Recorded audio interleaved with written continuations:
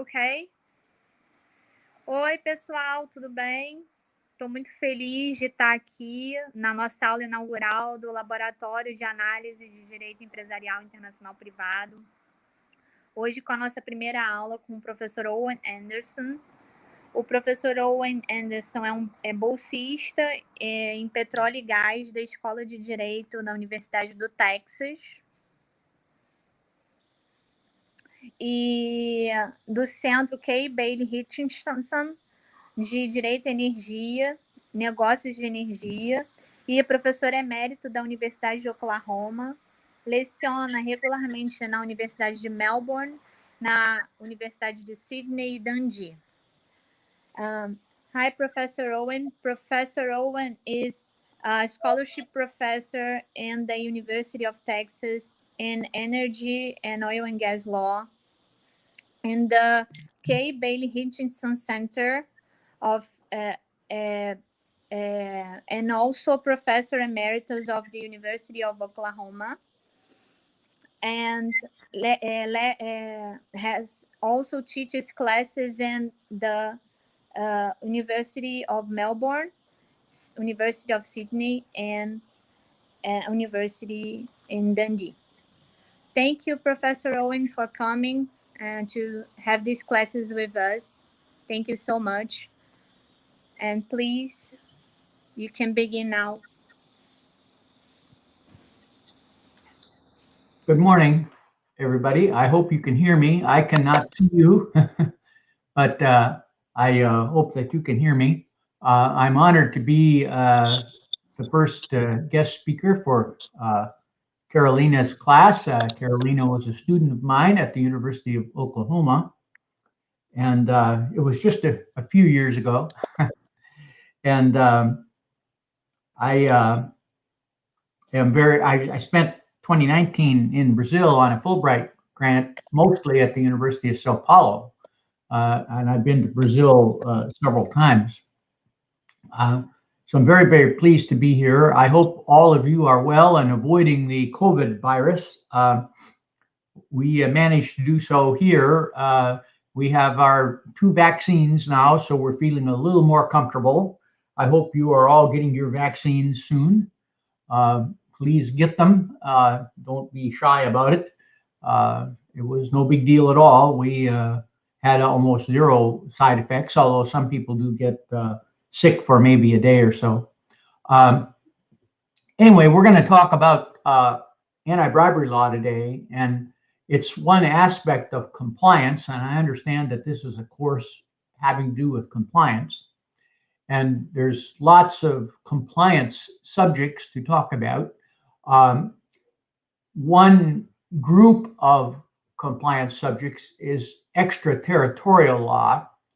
And although there is a general presumption against extraterritoriality of domestic law, if, for example, the United States Congress declares it to be extraterritorial by its terms, or if the law cannot really operate effectively if it's not extraterritorial, then it may have at least some, a law may have at least some extraterritorial effect.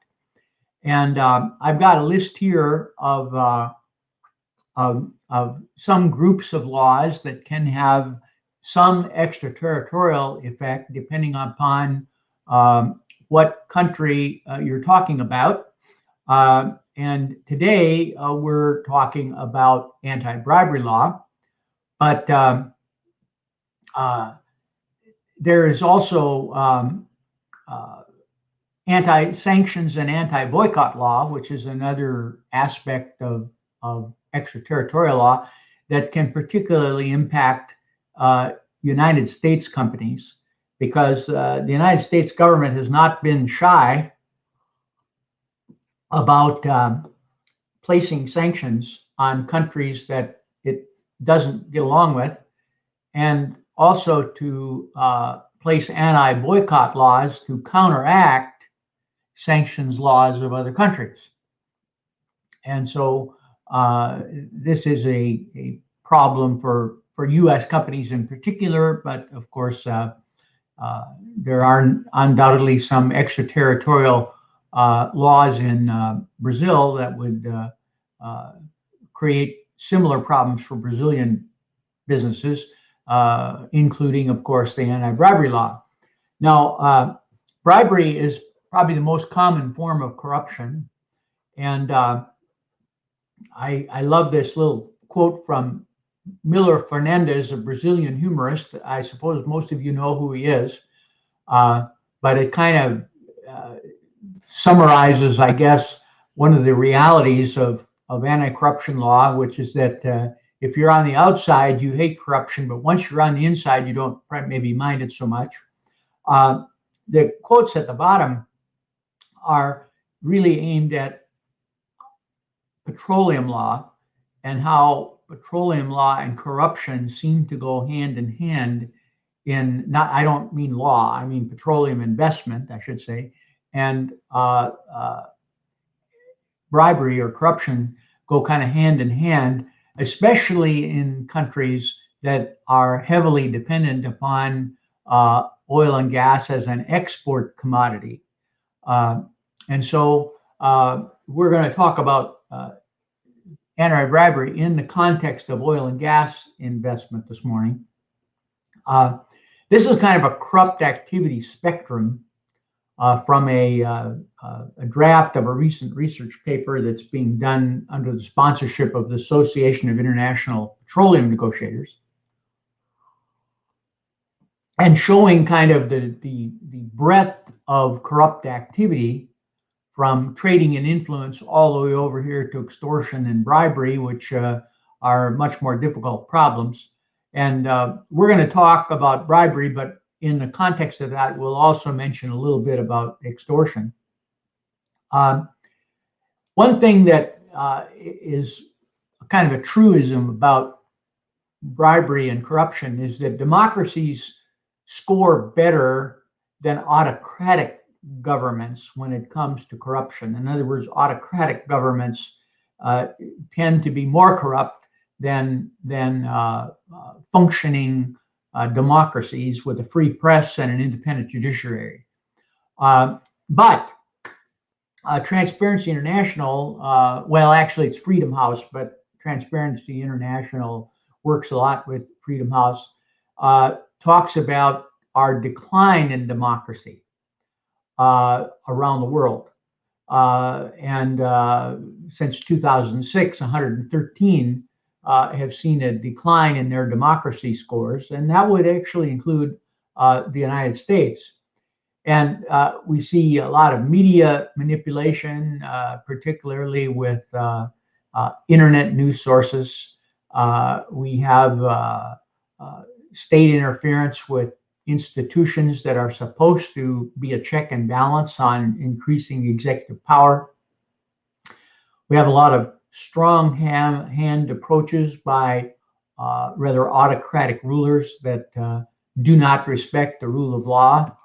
And we have a lot of conflicts of interest within government officials where there's not a strict conflict of interest laws or rules that govern the ability of public officials to engage in activities outside of their government work. Now, on the other side of the spectrum, for the investing company, there's a lot of risk associated with corruption. We usually think of the criminal and civil fines and penalties and the possibility that individuals could go to prison, but it goes beyond that. Bad publicity is bad for any company. Once you are involved in corruption, you're going to have much closer scrutiny in the future. Baker Hughes, a major oil and gas service company, has been caught up in bribery scandals several times. And as a consequence of that, they become a target of enforcement. It's pretty embarrassing for a company. There's loss of credibility amongst your competitors and to the general public. Usually you'll have a fall in share price, maybe temporary, but that will invite shareholder suits. There'll be adverse local politics if an opposition party, especially, would come into power and declare war on corruption. And then you get linked to other illegal activities. And so, for example, if a company is caught up in a bribery scandal in the United States for having violated the Foreign Corrupt Practices Act, that's only the tip of the iceberg. There's likely to be additional charges filed, such as money laundering, wire fraud, other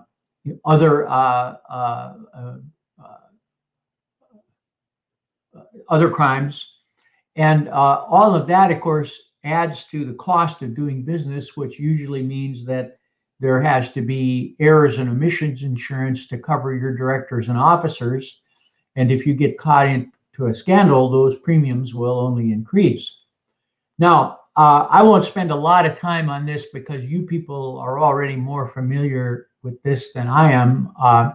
This happens to be a lecture I'm going to repeat this afternoon in an interdisciplinary class that I teach here at the University of Texas, involving geologists, engineers, MBA students, law students, and occasionally students from other departments, where we simulate an investment in a country. And we're actually simulating an investment in a concession contract for oil and gas development offshore in Brazil this semester. So it works out well to do this lecture, and it's very much coincidental that it's in the same day. But Carolina is opening her class, and we're nearing the end of our class, and we're discussing surface risk. And so today, one of the topics is going to be corruption. But here you see some of the corruption problem short list. More on this list explaining, and I'll make these slides available to Carolina after the class today so she can distribute them to the class, and I will do that when the lecture is at an end. This, of course, is the infamous Petrobras Lava Jato or car wash scandal. This just explains what happened, and it implicated the U.S. law because much of the money passed through offshore bank accounts, including banks in New York City and Miami. And so that's how it is that the FCPA became irrelevant to a bribery scandal that was largely directly confined to Latin America. But because of the use of U.S. intermediary banks, it implicated U.S. interstate commerce, which implicated FCPA violations.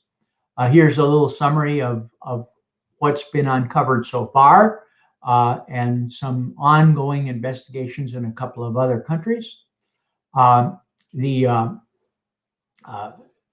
Financial Times headline just a month ago highlighted President Bolsonaro's firing of his chief executive in Petrobras and replacing him with an army general for protests over fuel prices. This is not necessarily corrupt, but I mean, what it does is it causes a decline in confidence in Petrobras that certainly will impact the company going forward, at least in the short term. And then a week later, we have a Financial Times headline story on the sad and quiet death of Brazil's anti-corruption task force. So Brazil has been very much in the news lately with regard to its corruption problem. And then more recently, another headline story of the Financial Times about the unhappy consequences of Lula's return. I know that Lula is a revered figure in Brazil in some circles and not so revered in others. But, there's a concern again that Lula's return could throw the country into a political turmoil and perhaps cause some concern for investors. But of course, Bolsonaro is not necessarily popular with investors either. So it's going to be interesting to see how that plays out. Just an aside on fuel subsidies, when you subsidize fuel domestically, you are really helping businesses that probably don't need the subsidy. And you also cause the value of your oil and gas commodity to not be sold at market value, which hurts the profits of companies like Petrobras and others who might be marketing, in this case, diesel fuel in Brazil, but it could be gasoline or other petroleum products in other countries. Now, Brazil was showcased in Transparency International's recent 2020 studies, which just came out in early 2021. And Transparency International concludes that corruption is a big impediment to economic and social development in Brazil. And it gives some examples of what happened after the 2018 national elections to make this problem worse for Brazil instead of better. And of course, Brazil is not alone. Mexico had a scandal in early 2021 when a general was arrested in the United States and charged with drug trafficking. And due to the kind of delicate diplomatic nature of arresting a Mexican general in the United States, the United States agreed to send the general back to Mexico, where Mexico promised to prosecute him. When Mexico didn't prosecute him, they released him and accused the United States of trumping up charges against this general, which I think is highly unlikely. But this is a problem that is not unique to this corruption problem. It's certainly not one that's unique to Brazil. Now, Venezuela is, of course, probably the poster child for corruption in Latin America. And many Venezuelan government officials and PDVSA officials have been involved in various tax conspiracy, money laundering, and bribery scandals that have involved United States companies and banks. And so this is Venezuela is a much worse example of corruption in Latin America. What is wrong with it? Well, it deprives the government of funds, because if you're paying a bribe to an official, ostensibly a company willing to pay that bribe would have been willing to pay that amount of money to the government for their investment, which then the government could spend on useful programs. It also tends to trickle down to lower tiered bureaucrats. So once you have corruption in the higher ranks of officials, it goes all the way down to low ranking officials. An example of this would be, what happens in Nigeria oftentimes when people fly into the country. They go through immigration for routine admission into the country, but a low-level customs officer or immigration officer might demand a bribe to let them into the country. And this causes a further divide between rich and poor, because the business elites in a country and the political elites from a country that survive, in a sense, generationally due to colonial heritage, continue to engage in corrupt activities to the detriment of the lower classes. So Transparency International, they have websites. They do studies of various countries. I would just refer you to these as examples of things you might want to look at more carefully. There's as a result of some of the corruption in Latin America, one of the positive things that have come out of it is that there's growing collaboration amongst countries to fight corruption jointly. And so, for example, both the United States and Switzerland helped facilitate the Lavo Jato investigation. And 4 Mercosur countries ratified a framework for cooperative seizure and sharing of corrupt assets. And then there's been a recent separate agreement between Uruguay and Argentina. But there have also been some setbacks. And here's some of the examples of what has happened in Guatemala, Colombia, and Brazil. The one positive thing is that corruption seems to remain a high priority with voters, although possibly now things like the COVID pandemic are a higher priority issue, which may put fighting corruption on the back burner, at least in the short period of time. Now, there's a publication called America's Quarterly. Some of you may be familiar with it. There was a study that was done on the legal capacity of Latin American countries to combat corruption. And Chile scores the best. In other words, Chile is the best able to combat corruption. Brazil was second. Now, this is a 2019 study, and I'm not sure that Brazil would necessarily score as high as it did, but a 6-point score is not high when you're looking at 10 as being the ideal. But certainly there are countries that are much worse off, and look at lowly Venezuela down here scoring 1.7 out of a possible score of 10. Now, one of the new the renewed concerns about corruption has caused companies to realize that they need to have a new commitment to compliance. And so it's probably a good career choice for lawyers, especially, who may be graduating from law school in the near future, to try to become experts in compliance.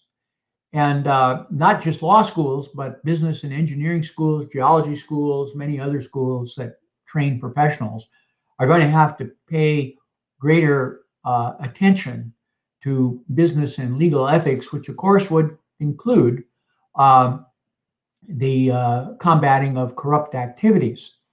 Now, another career that's probably not a good choice is that of investigative journalists. They have been responsible for uncovering a lot of the corruption that has occurred in Latin America and other parts of the world. Unfortunately, it puts them at risk of being killed, kidnapped, incarcerated, and tortured. And this is giving you some statistics here of what's happened in just the last, 30 years or so. Now, I just want to mention this. The global corruption poster child is probably Teodorin Obiang, who has made millions, maybe billions of dollars in corrupt activities. He's the son of the dictator of Equatorial Guinea. This is his picture in his Paris apartment with gold-plated furniture and bathroom fixtures and collections of Fabergé eggs. The apartment has been confiscated. It was one of several real estate holdings and investments that he had in Paris, London, and in California. This is the squalor that down here at the bottom that shows, I don't know if you can see my cursor, but I'm kind of pointing at pictures here. The squalor at the bottom is the people and how they live in Equatorial Guinea in terrible poverty. So now we come to the issue of, more generally, who is corrupt. There are various media and NGOs, non-governmental organizations that do corruption studies. This is U.S. News ranking for 2020, identifying the most corrupt countries in the world as far as U.S. News is concerned. Brazil ranks in the top 10 for most corrupt. Now, it does better in the Transparency International Corruption Perception Index, which was released in January of this year. But it still doesn't rank high. You'll notice here that even the United States doesn't rank as the least corrupt countries, which are the Scandinavian countries up here and some of the Northern European countries. But Brazil is not among the dark red, which means that it's not among the most corrupt. Where it lies is getting a score of 38 out of 100 and ranks 94th out of 179 countries in the world in the most recent corruption perception index of Transparency International. Well, how do you become lower ranked versus higher ranked? And the studies show that lower ranked countries tend to have all of these problems on the left-hand side, and higher ranked countries tend to have some good aspects that tend to minimize corruption. Now, other concerns, of course, are campaign finance laws. We have tremendous problems in the United States with that. Election fraud, which we really don't have a problem with in the United States, even though Trump tried to make that accusation, but other countries certainly do. We have poor distribution of wealth in many countries, including the United States. And we make a lot of our decisions, governments make a lot of decisions without a lot of public involvement, all of which help to feed corruption. Now, Transparency International, unfortunately, does not update this very often. This is the last study in 2011. But it shows here the countries of the world that are most likely to offer a bribe, okay? Now, you go from the least likely, so someone from the Netherlands is least likely to offer a bribe. Someone from Russia is most likely to offer a bribe. And you see Brazil falls right in the middle of this perception index. And this only discusses the 28 leading economies of the world. So it doesn't cover all of the countries like the perception index does. Now, another thing, and this would not have changed very much. I'll tell you where it would have changed probably. But in 2011, Transparency International did an index on the sectors that are most likely, the business sectors that are most likely to become involved in corruption. Least likely is agriculture, most likely are public works and contracts and construction, which of course would be reminiscent of the Lavagetto or car wash scandal.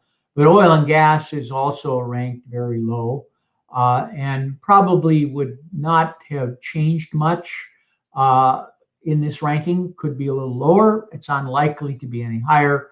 One business sector that would be ranked lower today would be pharmaceuticals and healthcare. There have been several scandals pertaining to that industry that has been famous. Also, telecom would probably rank lower. Agriculture would probably continue to rank as one of the least corrupt sectors. Petroleum has had a lot of corruption scandals. Just in 2010 alone, these were the U.S. Foreign Corrupt Practices prosecutions, all pertaining to petroleum companies. Okay. Now, these were not the only ones, but look at the large number of petroleum industry players that were caught up in a scandal. And these are the fines that they paid in millions of dollars. The top 8 largest petroleum industry corruption actions are here. Some of these are not completed yet, okay?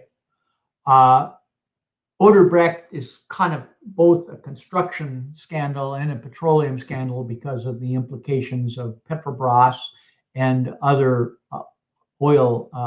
national oil companies in the scandal.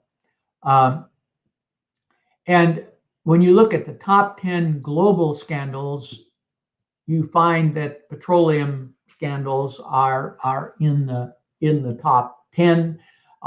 Odebrecht here, I didn't highlight it, is red because it's not focused really on petroleum and energy, but you could put that on the list just like I did, just like this prior slide does. See? Now, number of FCPA matters by sector. Look at oil and gas from 77 to 2020. The highest number of investigations by far. Okay, but notice here healthcare is increasing, and you might wonder why that is. Well, you see a lot of hospitals and doctors and medical facilities in foreign countries are really run by the government. Therefore, they are there for government agencies. So if a pharmaceutical company comes in and bribes a hospital or bribes an official of a hospital to use their medicines, that just as one example, that becomes an FCPA matter. IOC Business Realities. Why are international oil companies so commonly subject to these kinds of problems? And it's really because they go where the petroleum resources are located, and this often means that they go into developing countries that have reputational issues when it comes to bribery, do not have strong government institutions, do not have an independent judiciary, do not have a free press, and they do not have a local population that is very actively involved in politics.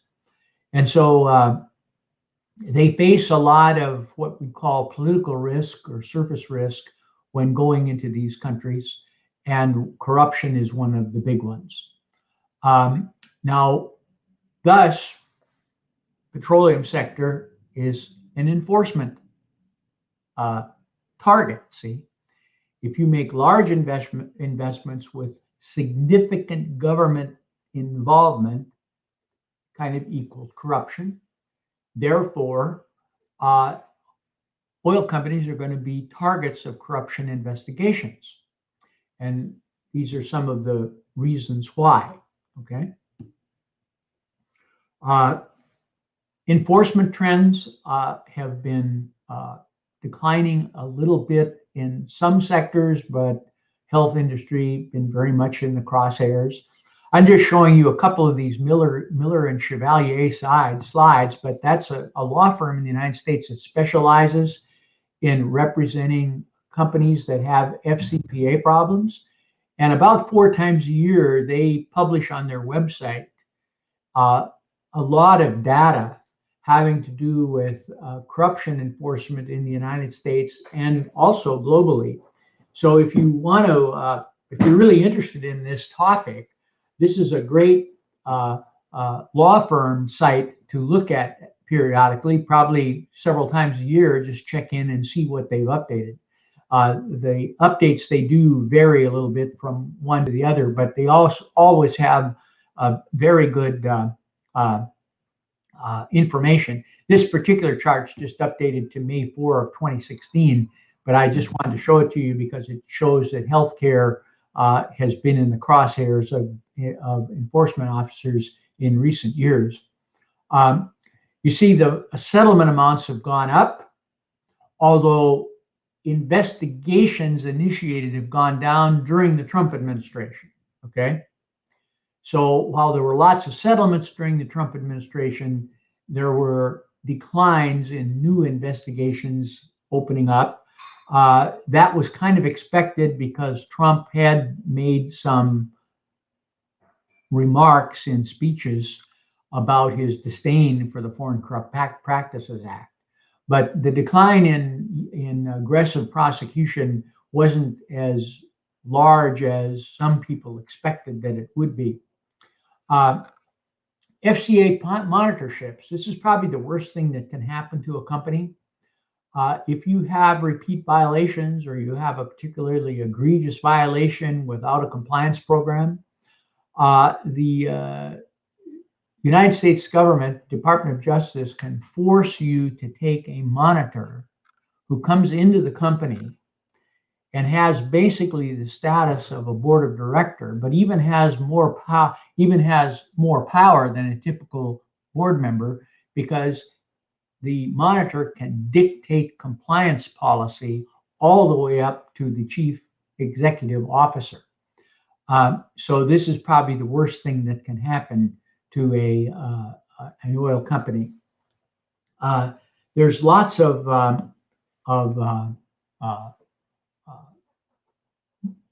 multi-jurisdictional anti-bribery enforcement, and you see how it is increasing over the years, which I think poses a more risk for companies who get involved in corrupt activities, because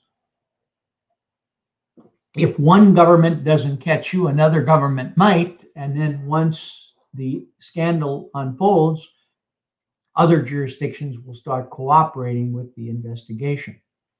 This is kind of a busy slide, but it comes from this Randall Marquez study, and it shows kind of how multi-jurisdictional enforcement drivers lead to multi-jurisdictional corruption prosecution. I'm not going to go through it all because it's quite complicated, but you can study it on your own when you get these slides. Cumulative anti-bribery enforcement actions, you see that the U.S. is way ahead of other countries. This is due to the fact that the U.S. has had a history of much more robust enforcement than other countries, but other countries are gradually becoming more and more attuned to anti-corruption investigation.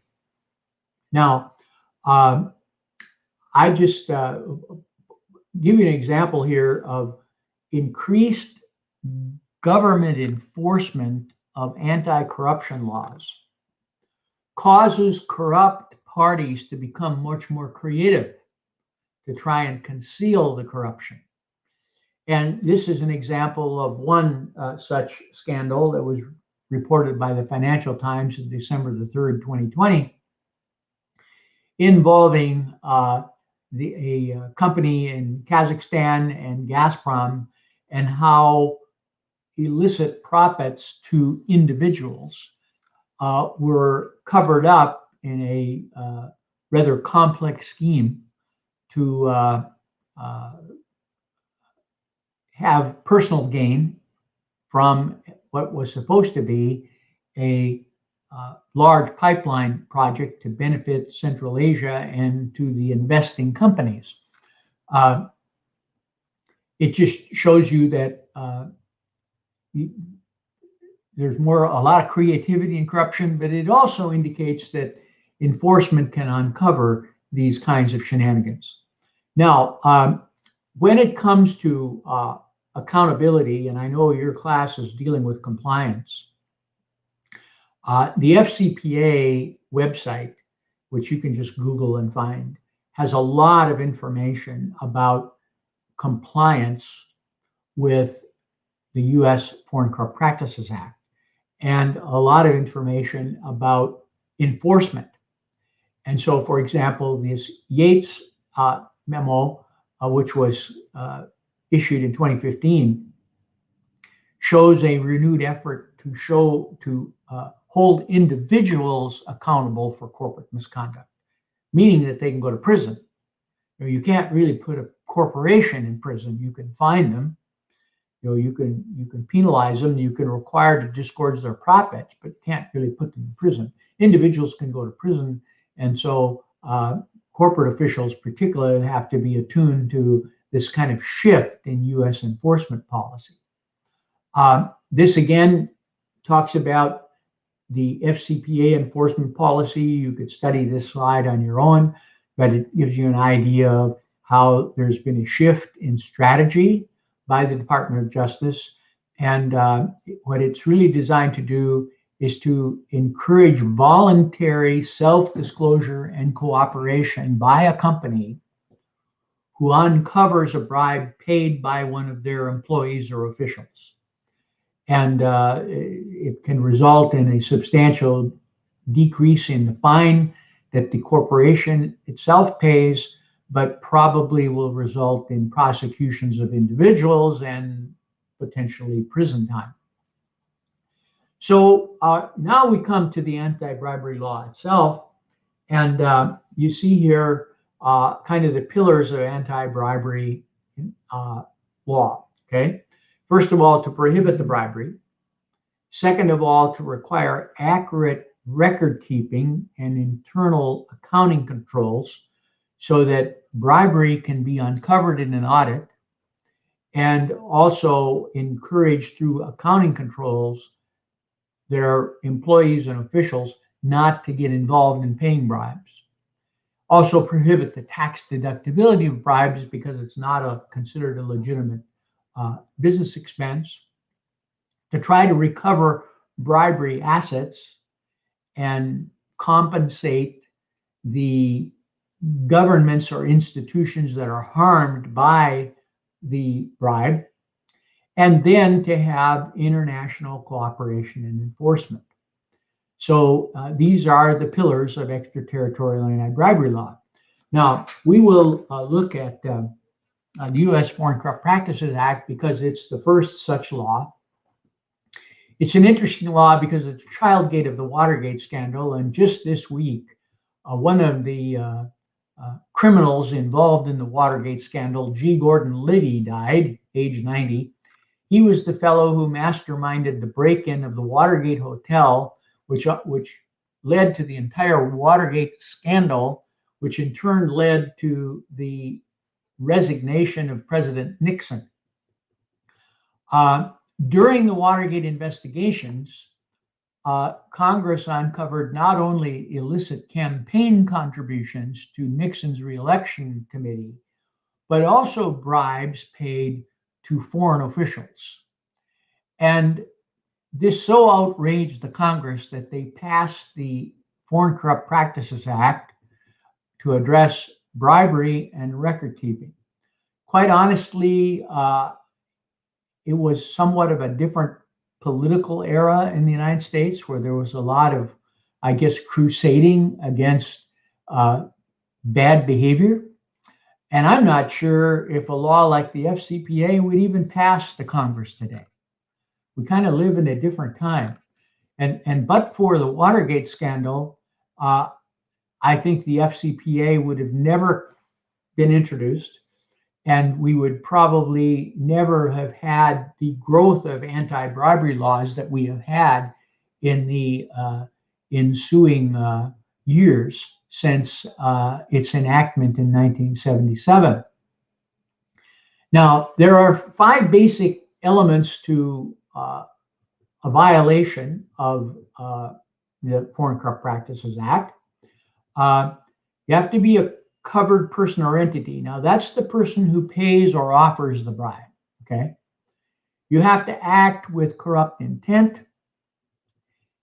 You have to pay or offer anything of value. And what that tells, the offer means it does not have to be accepted. The offer is a violation in and of itself, okay? It has to be offered directly or indirectly to a foreign official.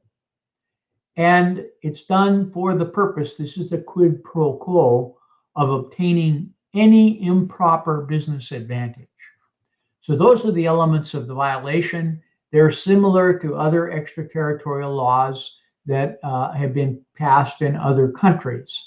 Now, covered person and entity is complicated. I'm not going to go through this slide in detail, but I'll mention a few high points. I'm a U.S. citizen. I'm subject to FCPA enforcement wherever I travel in the world, okay? Any U.S. company who is listed on a U.S. stock exchange is subject to the FCPA anywhere in the world. Any foreigners, basically, and this is complicated, but any foreigners who utilize U.S. interstate commerce is really subject to the FCPA. And that's where a lot of foreign nationals end up in trouble with having violated the Foreign Corrupt Practices Act. Now, the U.S. commerce nexus is very broad, okay? So the U.S. Justice Department would even consider emails passing through a U.S. server. See? In other words, you'd never enter the United States, never think you were anywhere remotely close to the United States. But if your email that was if you sent an email connected to the facilitation of a bribe, and that would pass through a U.S. server, that could implicate your the FCPA. Wire transferring money through U.S. wires, use of a U.S. bank, use of a U.S. airline, use of a U.S. phone line, cell tower, airwaves. Okay, and if one person is found to have established that U.S. commerce nexus, that allows any other co-conspirators to be charged under federal conspiracy law. So you can easily be caught up in violating an FCPA law, thinking that violating the U.S. FCPA, even though you would think you have no connection to the United States whatsoever. Now, another deceptive part of this law is the knowing requirement. And it essentially means that you know or should have known. Okay, that's how it's treated in the United States. So you cannot hide your head in the sand. You know, for example, if I were chairman of a large corporation, and I met with a senior employee and I handled them a big bag of money, and I said, now you fly to Venezuela and you get this contract. Well, what's he going to do with this big bag of money? See, odds are I've sent him with a big bag of money to pay a bribe. And so if he pays a bribe, I'm going to meet the knowing requirement. You pay anything of value. Okay, first of all, only an offer is necessary. Okay, bribe doesn't have to be accepted, and anything of value is viewed from the perspective of the bribed party. Okay, so it doesn't have to have a cash or market value. It could be something as simple as writing a letter of recommendation to a U.S. university to get a foreign official's son or daughter admitted into a university, if that was done as a quid pro quo to getting something of value in return from that foreign official. And so you have to be very, very careful in putting together compliance programs that do not cause you to get into these kinds of, or cause you to have these kinds of problems. Now, to a foreign official, also quite broad, okay? It includes any government enterprise like Petrobras or any other state-owned enterprise. If it's government controlled, even though Petrobras is a publicly traded company, it would be considered, a Petrobras employee would be considered a foreign official. Now, the U.S. law also covers political candidates, political parties, and party officials. Not all other extraterritorial bribery laws go that far. Okay, so that's a kind of a unique aspect of the U.S. law. It also covers officers and employees of a public international organization. Now, that would include the United Nations. It would include the World Bank. It would include the International Monetary Fund. It would include the Red Cross, but perhaps somewhat surprisingly, it does not include the International Olympic Committee, and it doesn't include FIFA. Okay, why is that? Because they're private international organizations.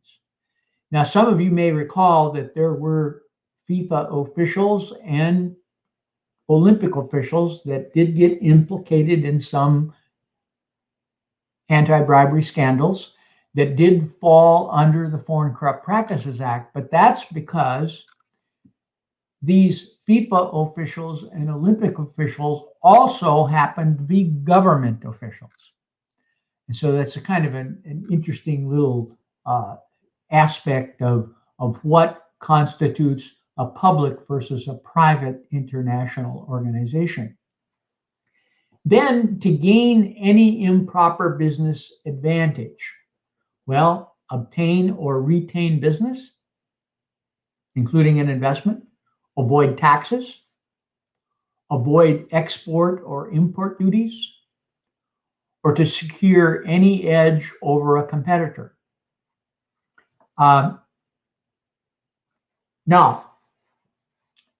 besides the anti-bribery provisions, you have a record-keeping provision. The record-keeping provision is really the compliance part of the FCPA because it requires all companies who have to file reports with the Securities and Exchange Commission to implicate record-keeping provisions and internal accounting controls that are designed to monitor for briberies, to discourage briberies, and to frankly prevent briberies.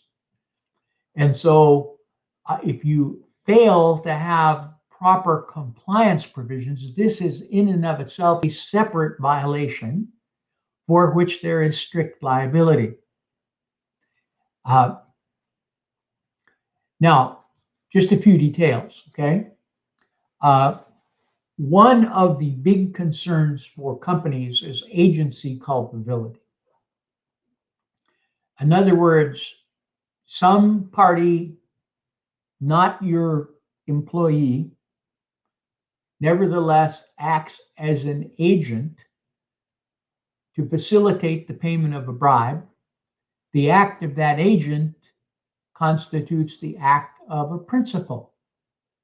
And so it could be a foreign consultant or agent. In Middle Eastern countries, you can only do business with the government by hiring an agent.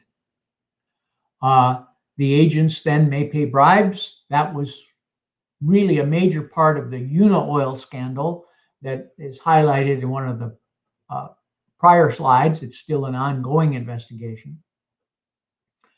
Affiliates are your agent. So even though you facilitate a bribe through a wholly foreign affiliate, that can still come back to haunt the parent company. Your joint venture parties, which are very common in oil investments. Several oil companies get together and they invest in a block in Brazil. If one of those companies pays a bribe, it can come back to create a problem to implicate all of the other companies on an agency basis. And then your goods and services contractor. So you hire a drilling contractor to drill a well. The drilling contractor has problems getting equipment brought into Brazil, so they bribe a customs official to get the equipment into Brazil. Well, why did they do that? Well, they're acting to bring in their drilling equipment to drill your well, which is, in a sense, an agency action on their part. And so it implicates your company. What this does is it tells you that part of your compliance program has got to be strict contractual provisions in all of your relationships with all of your agents, okay, to protect you from these kinds of bribery scandals. And first and foremost, that includes warranties not to bribe, but it also includes the right to do auditing so that you can be assured that no bribes have in fact been paid. Okay. Also, it includes indemnity provisions so that you get compensated in the event a bribe is paid. And so the liability will hopefully fall back onto the agent that commits the crime. So agents is a big deal. It requires a lot of due diligence in investigating and hiring agents. And you need to monitor their activity. And these are just some of the things that you need to pay attention to. You can find Trace now is a company that it's a nonprofit enterprise really that will vet agents for you and decide whether they have a good reputation for honesty, but it's not foolproof because the Unical people who were caught up in the Unical scandal based out of Monaco were all Trace certified. So Trace is not a foolproof means of protecting you from agents who might be tempted to offer bribes. Now, foreign affiliates are not actually subject directly to the FCPA, but because they can be an agent, it comes back to haunt the parent company, see? But nevertheless, the affiliate itself can fall victim to the FCPA if they've used interstate commerce, for example. Or they might be an issuer where their stock is traded on the New York Stock Exchange. Parent companies are usually subject not only to the agency problem, but also to the record keeping problem, because if the foreign affiliate records a bribe as, let's say, a planning fee, disguises the bribe, that record comes back to the parent and becomes part of the records of the parent. The parent company back in the United States has violated the record keeping provisions of the FCPA. So foreign affiliates are shielded for jurisdictional reasons from being directly implicated in a garden variety bribe, but the parent can be caught and the foreign affiliate can be caught, as well as any U.S. nationals or permanent residents that are employed by the affiliate. So, for example, I'm in America. If I'm working for an affiliate of a Swiss company, I'm subject to the FCPA. If I'm working for an affiliate of an American company, I'm subject to the FCPA. And the American affiliate can be an agent of the parent American company, and we all three can be caught up in an FCPA scandal. Now, there are some exceptions to defenses and exceptions to the FCPA. The Greece exception is one that was heavily lobbied for by the multinational companies when they realized that the Congress was going to enact the FCPA. And the classic example would be the example I talked about earlier, where I would fly as an American working for an American company into Nigeria and have to bribe an immigration official to stamp my passport, assuming that my passport is fully in order, my visa is fully in order, my vaccination card is fully in order, and there's no reason in the world that I should have been not routinely admitted.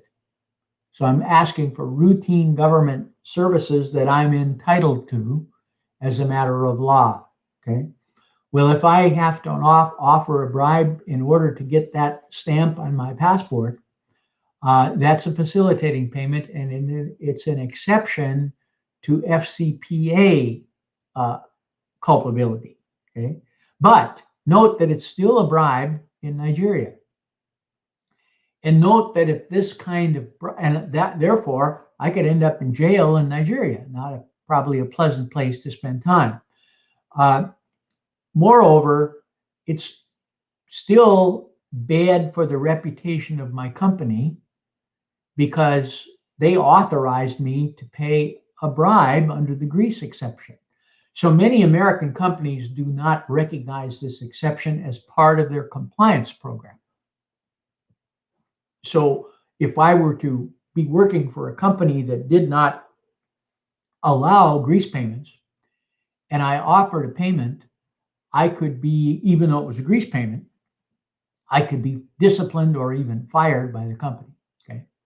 Now, there's also an implied extortion defense. You do not see it written into the law, but it arises out of the knowing quid pro quo element.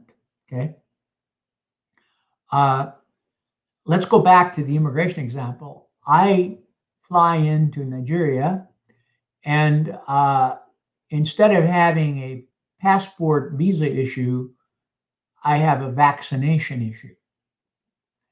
And I'm shuffled off to the side, and my vaccination record is fully current and operative. There was nothing wrong with it, but the official said there was something wrong. So in comes a person dressed in a white coat, carrying a syringe, saying you're going to have a vaccination to update your vaccination card. Now, I want to be clear, the vaccination card does not need updating. It's current, okay?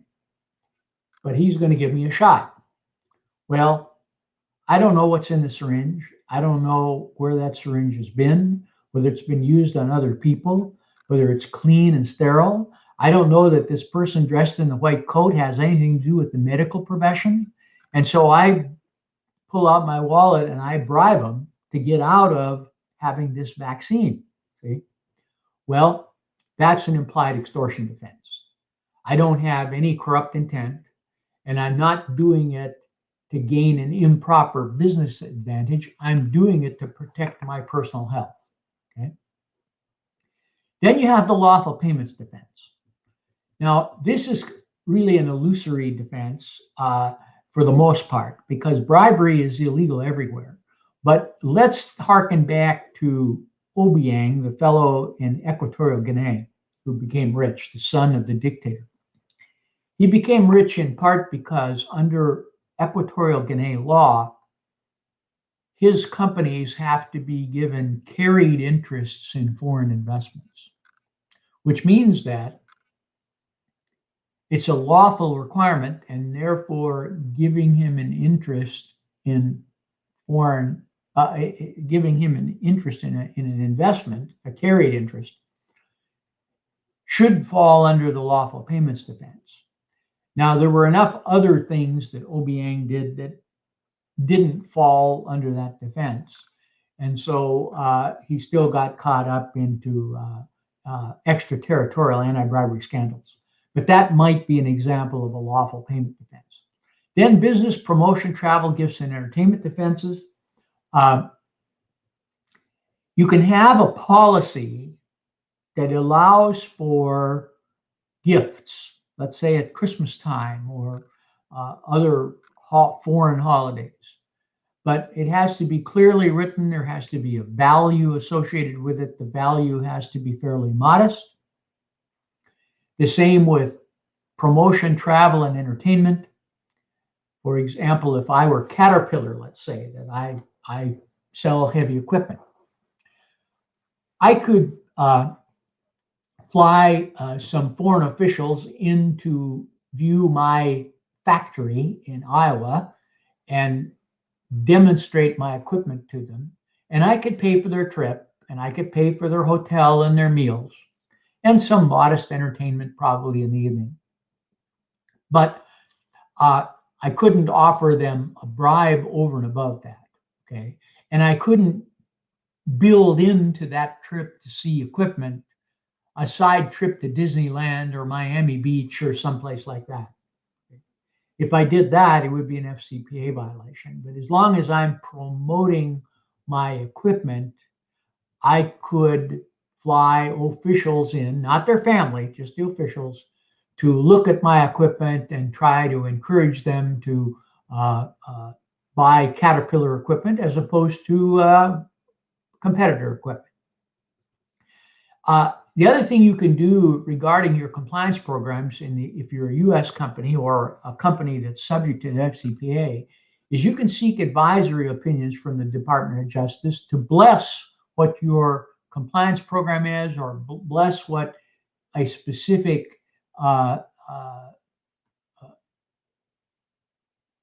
situation that you have. You can ask them for an opinion about a particular situation you have.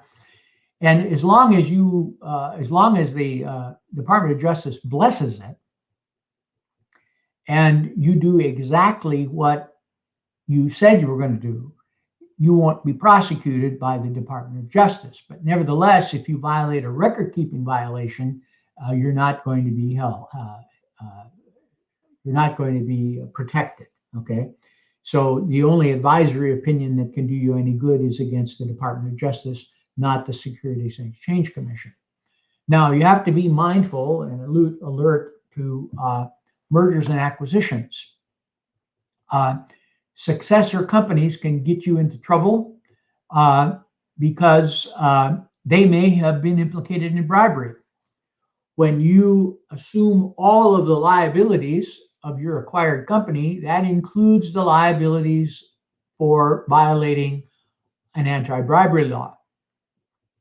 So lots of U.S. enforcement cases have come to light during the mergers and acquisitions process, because the acquiring committee, the acquiring company will do a performance audit to see whether or not there's been any briberies, any bribery behavior on the part of the acquired company. If they uncover that, they're going to require the acquired company to probably come forward and disclose that to the Department of Justice to take care of the problem before the merger is completed. Or if the acquired company refuses to do that, the acquiring company will do so. And so this is a major part of compliance, is when you are engaged in a merger or an acquisition. Now, here's a kind of a compliance checklist for mergers and acquisitions. You can study this on your own. It's directly relevant to your class. There are other anti-bribery acts in other countries, okay? Most are similar to the U.S. Foreign Corrupt Practices Act. In some civil law countries and in a few common law countries, it is difficult to charge corporations criminally due to this mens rea problem. I mean, how does a corporation have criminal intent? They exist only on paper. They're not capable of a thought process. But the United States Supreme Court ruled way back in 1911 that corporations could, in fact, be criminally charged. The UK has done so as well. So this is a mixed bag depending on what country you're in. I do not know the current status in Brazil on whether corporations can be criminally culpable, but I'm sure Carolina does. Now, many of these other anti-bribery laws do not have the facilitating payment exception, which is another reason why many U.S. companies have a policy against paying facilitating payments, because the party the employee, for example, who might make such a payment could be subject to prosecution by some other extraterritorial law, see?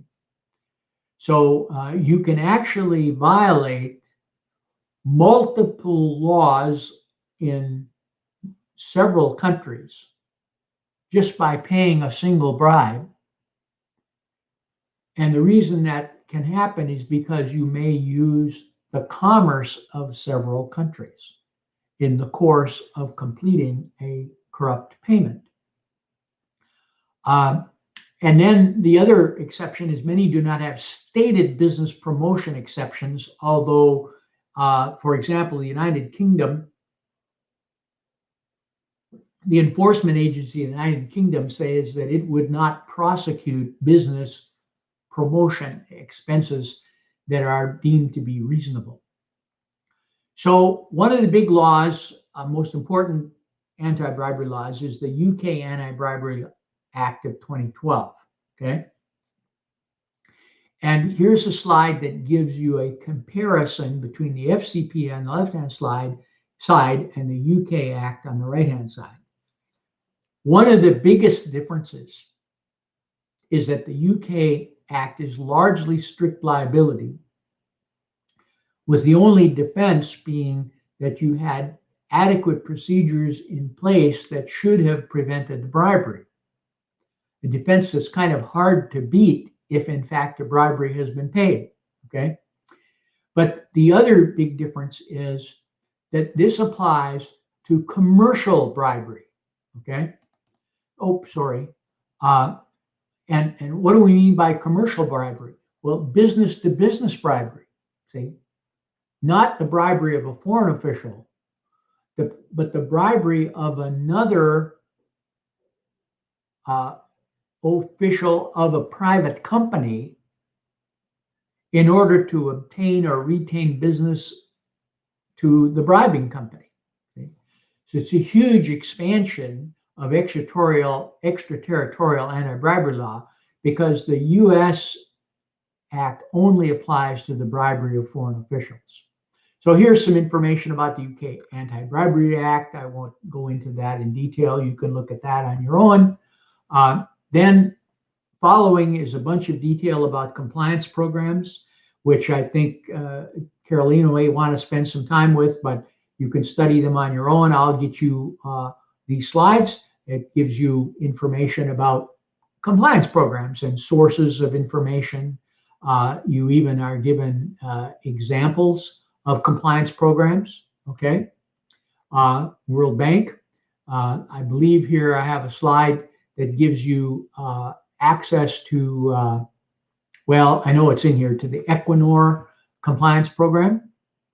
And there's also a new law called the Corporate Transparency Act, which is designed to require disclosure of the true beneficial owner of an asset in the United States. So, for example, there are a lot of foreign officials that own property in Miami Beach or in Los Angeles or maybe New York City, but they hide the ownership behind a series of corporations and other business entities. Well, this law is going to require full disclosure of that. And if full disclosure is not made, a crime is committed. This is now just being implemented in the United States, but it's designed to address the fruits of bribery, okay? International corruption efforts, OECD convention, it doesn't directly involve companies. What this does is it requires signatory parties to pass anti-bribery law. These are key NGOs that you can look at. Extractive Industries Transparency Initiative requires companies to publicize what they pay to the host government. They require the host government to publicize what they receive. And then civil societies independently verify this by conducting audits. Now, Brazil is not a member of this, but maybe it could become one in the future, okay? This is information about it, and that concludes my presentation. I am also out of time, but if there's anybody that has any questions, I'll be happy to try and answer them. I don't know how we get me back to where you can see me and I can see you, but maybe there's somebody up your end that can do that. Carolina? Hi, Professor Owen. Are you seeing me? There we go. Okay. Hi. Thank you so much for this presentation. I was remember the first time I saw you giving lecture about the FCPA in the UERJ, remember? 10 years ago. I do. And for my students that don't know, that's why I decided for the first place to study foreign corrupt practices like the transnational corruption. It was because a class like this. So I hope this class was inspiration for all of you and welcomes us to this laboratory where we will be in contact with subjects such as oil and gas, such as compliance, such as infrastructure. So, Professor Owen, students have some questions. I will read it to you. So Okay. if you could answer, if you have time. Sure. Go ahead. João Pedro, who is a student that probably you met during our class last year. Yes. My oil and gas classes. He's also my I supervise him in the final paper in the university this semester. Okay. He's asking about, I would like to hear more about the whole of anti-bribery and compliance laws in the hands of democracy and how Latin America, with a past of great authoritarianism and corruption, can effectively promote an increase in public and private ethics through these laws. So, I mean, it's difficult for me as an American to advise Brazilians about their own country because you know much more about it than I do. I would say this, that there needs to be a public outcry about these things, as there was after the car wash scandal in Brazil. But it needs to be an ongoing outcry, and the public should not let up on this. But beyond that, I mean, there has to be societal reforms, I think. You know, I don't know. I can't speak so much about Brazil, but let me speak about Mexico. Okay, Mexico has tremendous corruption problems and criminal problems with the drug cartels. Mexico is a country that was dominated, of course, mostly by Spain in colonial times. It got its independence in the 1820s, but it was the close marriage between government officials and the elitist class, which were really, for the most part, the colonial class, continued. And that marriage, if you will, is what spurred so much corruption. And it left the lower classes in Mexico in poverty. And Mexico has never really come out of that. You know, AMLO, the current president, his nickname, you know, has pledged to try and do something about it. So what does he do? He releases a corrupt general who was arrested in the United States and sent back to Mexico in good faith for prosecution. And he releases him from jail, accusing the United States of having trumped up charges against him. Well, there's no reason in the world the United States would do something like that. Okay, it doesn't pass the smell test, as I like to call it. It's not logical. And so the public just needs to demand better behavior from their foreign officials and keep at them. But also, I mean, I think there's got to be someone to address this divide between the very rich and elitist society and the very poor who have no real say in the government of their own affairs. And to the extent that any of that is applicable to Brazil, well, then I think that's what I would look at. Okay. Thank you, Professor Owen. Victor Arantes is asking, is there any connection between the size of the government and the country's position in the corruption ranking, the corruption index that you showed in the Transparency International? Well, I think to this extent there is. If you are in a country that has, I guess, a kind of a socialist tradition, where you have a lot of government-run enterprises, well, then you have a lot of government employees. And many of those government employees are probably poorly paid, or they believe that they're poorly paid. And if they see companies like oil companies making multi-billion-dollar investments, they may feel that there's some entitlement to that. And I remember appearing in a panel on the Foreign Corrupt Practices Act at an American Bar Association meeting some years ago. And there was a Nigerian present, and he made this speech about how you come into our country and you make these investments and you get rich. You should be willing to compensate government officials for that because we provide that service. And one of the panelists said, well, you know, we do give you mementos like a souvenir pen or something like that. He said, I don't mean mementos. I mean something like new cars and foreign bank accounts. He thought it was perfectly acceptable for that kind of behavior.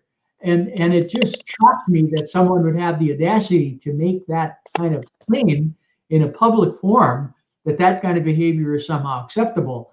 And so I think, you know, the greater the bureaucracy, and this is another aspect. I mean, Brazil has got a lot of bureaucracy, but I think for the most part, it's bureaucracy that works pretty well. But if you have, for example, an oil and gas regulator, like in Mexico, if you go through the Mexican contracts on oil investments, you will see that you have to get permits and approvals and licenses for almost everything you do associated with the foreign investment. And it's part of the Mexican government's idea that they want to control the foreign investment. But every time you have to get a permission from a government official, you are inviting a bribe. I mean, in other words, if there's a problem with getting the permit, you know, the foreign official is going to hold their hand out, and there's going to be a temptation to pay a bribe because there's a lot of time value of money problems associated with foreign investment. Now, I'll give you an example that, so far as I know, is not at all corrupt, okay? But we have a company in the United States that's made a big discovery offshore Mexico, but the discovery has to be unitized because the reservoir is in common with with a petroleum reservoir that is partly held by Pemex in another adjacent area, see? So the Mexican government requires that it be unitized. Well, the discovery of the field was made in 2017, and it still hasn't been unitized. You have a 4-year delay in production, okay?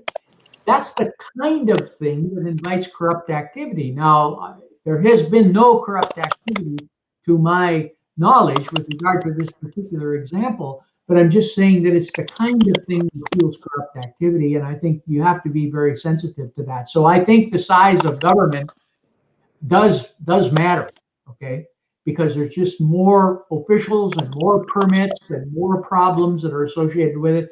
And then you add on to that all of the government-owned enterprises, national oil companies, national banks, you know, healthcare, education, et cetera, and it just invites more corrupt activity. Okay. We have a lot of questions now. Okay. I will select some. I don't think we'll have time to have all the questions. I don't know how is your time, Professor? I'm okay for another, you know, 15 minutes or so. Okay. So Paulo Baleiro also asked about, he says, like, I have a doubt. As a citizen, how can we do to make the Senate to create more laws that would allow us to avoid corruption, for example? Well, you would know better than I would about that, Carolina, but it seems to me that you have to have a public that demands it of all of its political parties, and it has to be a top priority for people. Now, one of the problems that you run into is that when you have a pandemic like COVID-19, that easily becomes the #1 issue, and then people don't pay attention to things like corruption. See, so that certainly is an immediate problem. But beyond that, corrupt government officials will usually try to make some other issue the primary issue. Okay? And they will try and trump up new issues to try and hide and get the public to be less concerned about corruption. And so you have, for example, the Maduro regime in Venezuela, making this noise about claiming sovereignty over about 1/2 of Guyana. Well, why is the Maduro regime raising an issue like that? Well, I think it's to deflect, try to drum up nationalism, okay? And when you drum up nationalism, then you kind of drum up patriotism, and you get the massive population to ignore the real problems that Venezuela has, which is a totally corrupt government. And why? And so you have to make sure that government officials don't deflect you against the real issue, because the government officials are profiting from this corruption. They want to continue to profit from it. And so they're going to try and drum up issues to keep the public minds off of the corruption problem.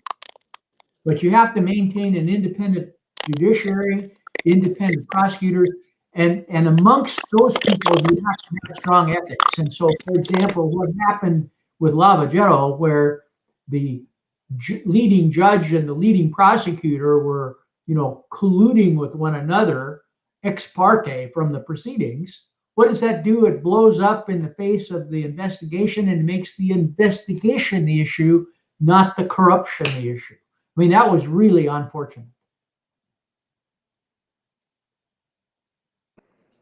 Yeah, I agree. I have another question that I think it's very, very smart. It's about the challenges of anti-bribery law in face of new technologies such as blockchain, cryptocurrency, personal data. That's a really important question.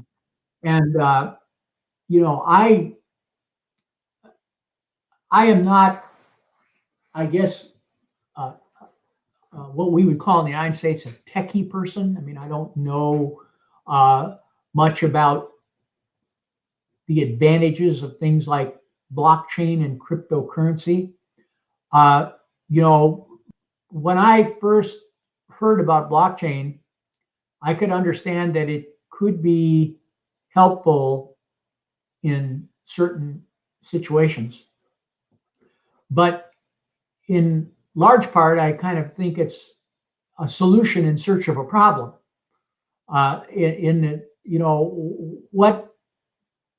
Why do we need this? See, and I don't think that question has been completely answered. But it's certainly going to be a way to facilitate the hiding of ill-gotten gains. And I think somehow the international community and individual governments are going to have to get their hands around this blockchain cryptocurrency issue and come up with some pretty heavy-duty regulation of that industry. If for no other reason, not having to do with corruption, if for no other reason than to address the incredible energy drain of this activity. Okay, I mean, we're in a situation now where blockchain, which is a minor part of our economy, okay, minor part of the world economy, it consumes energy about the size of the country of Finland. Well, my God, that's a tremendous drain on energy when we should be conserving our energy and addressing climate change. And so, you know, there's a myth out there in the world that high tech is climate friendly. Well, this is a classic example of high tech that is not climate friendly.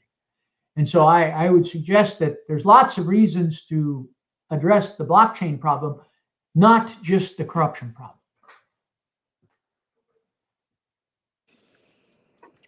Yeah.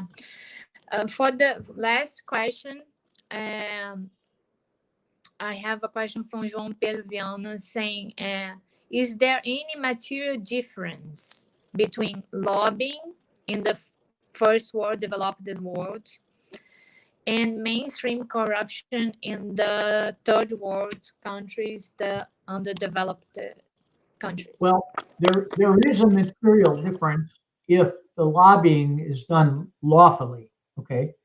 And I think it's fair to say that in the United States, the lobbying is done lawfully in the vast majority of circumstances. There are isolated situations, I think, where it may not be. But lobbying, I think, is important to democracy because it gives private citizens, including business, the right to come before their government and say, please do this or please don't do that. Please make this reform. Please cut back on this unnecessary bureaucracy, and put their case before officials to make a decision. And as long as they're not bribing elected officials to get their way, I don't think lobbying itself is a problem. Now, campaign finance is a problem when you have congressmen, for example, that spend half their time raising money for their reelection campaign from contributors. And even though they're not directly responsive to what their contributors want them to do, there, I'm sure, is a certain amount of that, okay? Now, once it becomes outright bribery, then I think there's a serious problem. And what you need in a country, and we don't have it in the United States, we need strong anti-bribery law, and we need to have much stronger campaign finance law, in my opinion. We have strong anti-bribery law. We still have bribery in the United States, but it's mostly confined to local government. So there's in some parts of the United States local government that is corrupt, but for the most part, I would say state and federal governments are, generally speaking, not corrupt in the United States. By the way, if this is the last question, Carolina, I wanted to comment that I hope you noticed that I have a haircut. Since the last time that you saw me, you know, what I did to, when COVID-19 pandemic hit, I kind of looked at what I was doing and decided to cut out some things that I thought were high risk. And one of the things was the haircut. So my hair was never quite as long as Carolina's, but it was down to about my shoulder. And I got it cut about 2.5 weeks ago. I saw the picture and I said, by the time that I said, it's right, I like your hair. Thank you. I hope I have this hair in a few years. We're gonna, in fact, because it's falling down. I was going to mention that we're going to have a webinar, an AIPN webinar on indemnity in Brazil. I think it's going to be in May. I'll try and let you know about that because you may want to tune in. You can do that on your AIPN membership, and then you can show it to the class. Okay. Yeah. Great. All right. Take care. Thank you. Thank you, Bye-bye. Professor. Bye-bye. Bye. Thank you for inviting me. Stay safe, everyone.